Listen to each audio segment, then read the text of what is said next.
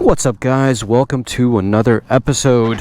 Now in this motor vlog, I'm going to talk to you about how moto vlogging, or how making videos online, completely changed my life back in 2019. When I first got my GoPro, got my first motorcycle, or I think it was my second motorcycle, it's been a while, and I started documenting my journey. And at that time I really didn't have a goal, and I had no timeline of how long I wanted to do it.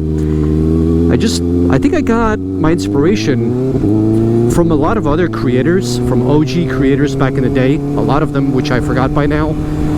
But I think one of them was Chase on Two Wheels. I saw many of his videos and he was riding around with Moto something. What was the guy's name? Motonicity. Yeah, it was Motonicity. Motonicity and Chase on Two Wheels, I think those two guys know each other personally, and they had a lot of early collabs because they were personal friends, and so that made total sense for them. But my riding journey was just me all alone by myself, and it still is to this day. It's very difficult to make new friends these days in the motorcycle community unless you go on a lot of group rides, which I don't. So, but anyway, I think in 2019 when I first started, it was still something like a new thing, but now it's exploded. Motovlogging is just everywhere. Anyone who's got a motorcycle and a camera should just go out there and start recording, man, because literally changed my life. Like now I haven't been super active with this channel in the last 6 years. It's just been off and on whenever I feel like it. This is not a business of mine, and this is not something where I depend on for a living. This is not something that's going to pay me a lot of money, and this way I can quit my day job and then focus strictly on YouTube. But there are a lot of people who depend on this on a day-to-day basis, and it's totally possible if you want to be one of those people. But anyway, it was 2019. I think I started motovlogging with my then KTM RC 390. I did my first track day with that bike, and I hit the record button, and you know, when I go back and watch those videos today, it's very nostalgic. But the good news is, for me at least, making YouTube content has been a progression of my riding journey. It's been about 6.5 years, or a little bit more than that. I have no idea. 2019 till now, I guess you can do the math. I've learned and grown a lot as a rider. And these days, I teach other brand new riders just like you how to ride a motorcycle, because I started my riding journey just like any other person who would start theirs. And I started documenting my riding journey. So, if anything, one of the positive things about being a motovlogger is that you can document your entire journey. It becomes a part of your legacy. It becomes a part of, all right, this is who I was and this is who I am now, and you can go back to those years and take a look at them and feel proud, because I feel proud of the millions of people that I've helped out on this channel. And sometimes last year I created my motorcycle mastery course, and as a result of my motorcycle mastery course, I've helped out tons of other people in their riding journey go from zero to hero. I want to inspire, just like I've inspired other people to start riding motorcycles, and at the same time strap on a GoPro on your helmet. Talking on a motovlog and recording at the same time is a little bit difficult when you're just starting out, because you're learning all these new things. All the sensations of riding a motorcycle are brand new to you, and you're motovlogging at the same time, which means you're going to be talking on camera. You're going to try to capture as much engagement as possible through your videos, and you're going to try to be entertaining and at the same time learn how to ride a motorcycle. In the beginning, just put on a GoPro and start riding around, and then once in a while say something to the camera. And you're going to be awkward in the beginning, and that's totally fine.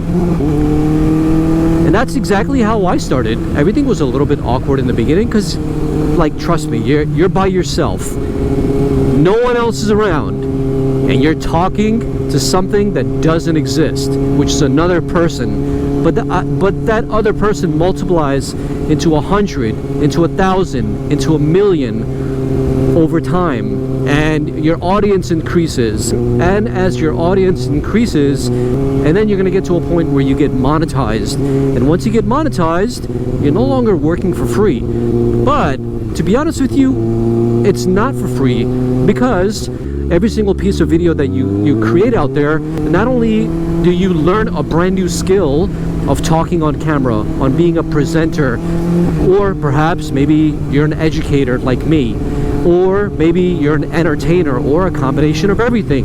Because I think I've been a little bit of everything on this channel. I've been an educator, I've been an entertainer in some of my videos, although more educational than entertaining. I've done reviews, and at the same time, I've been a journalist. I've reviewed over 100 motorcycles and talked about the motorcycle industry. So the possibilities are endless when it comes to content creation and motorcycles. And the great news is that at the current moment in time, in 2026, motovlogging is not going anywhere, and more and more people are starting to consume the content. And there are a lot of people who are just kind of sitting on the sidelines and they don't have a motorcycle yet, and a lot of those people are just watching content, because motorcycling as a hobby is a rich man sport. Okay, you gotta have a lot of money, you gotta have a lot of time, and people don't have time and people don't have money. So content creation and watching videos on YouTube is something that I don't think will ever die off, and it's something that will always be popular.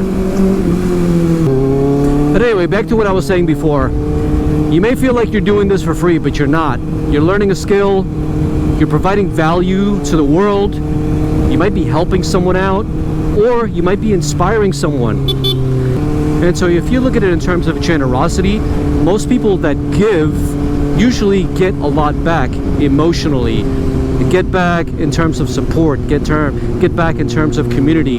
So when I started making videos, I think for the first year and a half, I did it for free. I didn't get anything, but what I got in exchange was the experience, and what I got in exchange was the experience to ride so many different cool bikes, go to dealerships, and that's all I did. I just like went to random dealerships and I started recording and reviewing all these random motorcycles that were like an hour away, 2 hours away from me, but I enjoyed it. And you know what? I developed a brand, which is Petrolhead now, and I developed this community, which is 50,000 strong now.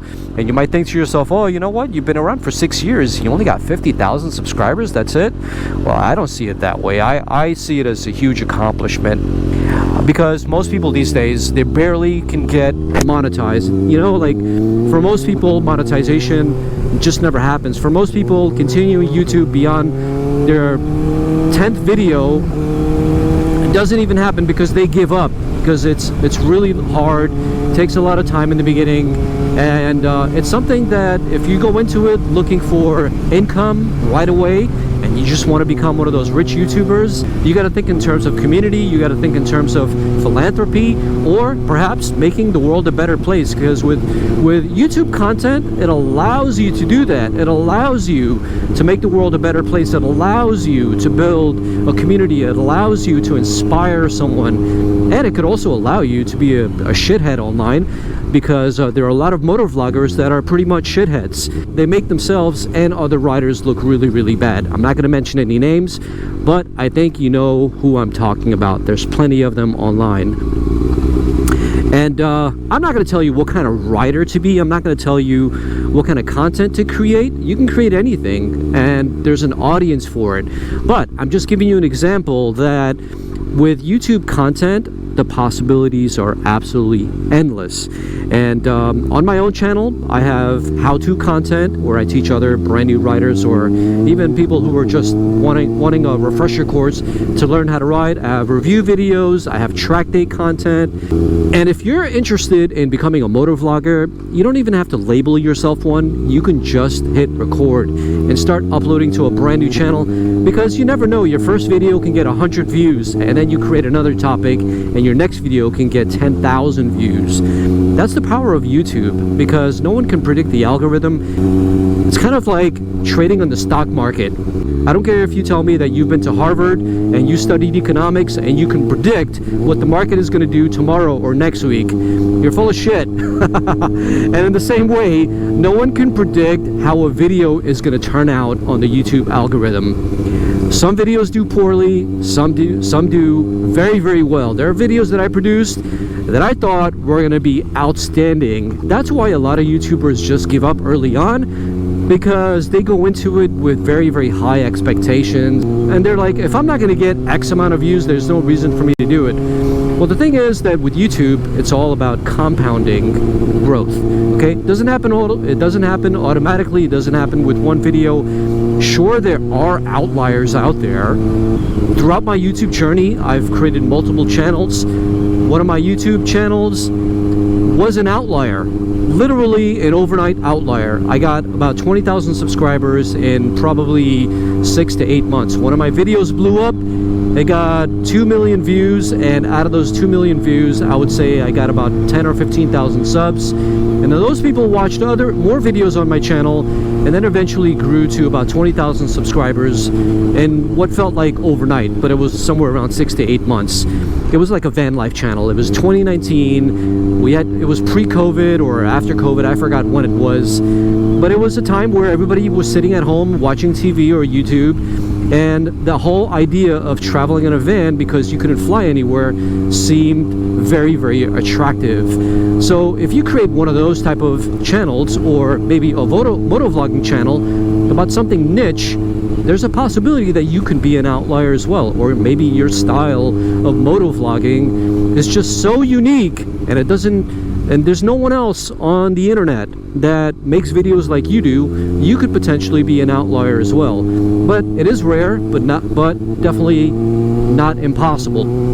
But the point I'm trying to get across is, don't do YouTube because, oh, you know what, you're going to be successful overnight, or you might make a lot of money. Do it because it gives you emotional energy. Do it because you're using it to track your progress. Do it because you're in your existing life stage, and maybe one day you'll look back to where you are now and feel proud that you have something to look back on. It becomes a part of your legacy. It becomes a part of your writing journey. Even if you stop writing 10 years from now, you could look at those videos and be like, wow, you know, that was freaking cool, man. And so on the opposite side of that, you know, there is the money side, there is the community side, there is the fame, and there is the fortune and all that other stuff. For some, it comes sooner than later, and for some, unfortunately, it just never comes. And so a lot of people, they just get into this hobby of, okay, I'm going to start recording videos and I'm going to get serious about YouTube, but then, you know, they just don't have that initial traction, which doesn't really happen for a lot of people in the beginning, and they end up giving up. So here's the good news. I am creating a moto vlogging course, and this moto vlogging course will be introduced, I would say, probably in the next 4 to 6 weeks. I want to do it, and I want to launch it as soon as possible. So here's the other good news. The other good news is, if you're subscribed to Motorcycle Mastery, you will get the moto vlogging masterclass absolutely free. I'm including it for all past members who sign up for Motorcycle Mastery. But there are a lot of people who just don't want Motorcycle Mastery, and they just want the course. So if you're one of those guys or girls who's interested in moto vlogging, then you can purchase it separately if you prefer. If you have a GoPro and you're currently riding a motorcycle, please strap it on your helmet and just hit record. You don't have to talk. Just hit record, upload it to YouTube, because you never know. You have no idea what the YouTube algorithm has in store for you. And you might make someone's day a lot brighter and a lot more enjoyable because of your content. And that's all I have to say. Thanks for watching. See you in the next one. Peace.